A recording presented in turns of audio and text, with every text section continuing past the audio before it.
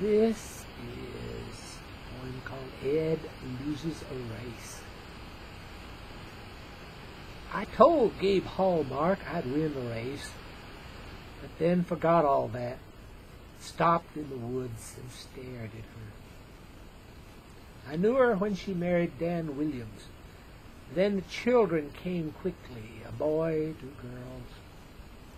I took the side road, a faster way, but hilly, and there around a curve, wearing blue in the moonlight, she stood with her back to that great oak. My horse stopped before I could rein him to, and I stood and looked at her, while Gabe won the race and waited for me. She smiled as natural as she'd smiled before she died in childbirth with her 4th.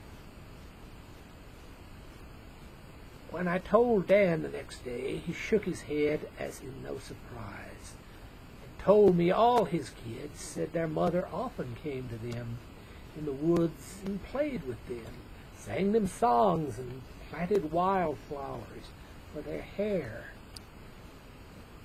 I stood up in my saddle in the woods. Nothing moved, not a cricket called, not a leaf fell down to any tree. Staring at the face I'd seen closed in a coffin the years before. She had a little budget at her feet, tied up in cloth big as my 2 hands. She bent down and picked it up, then held it in both her hands, and with that budget she rose straight up into the oak tree limbs and was gone. Then crickets called and tree frogs, and the wind shook rustling in the trees.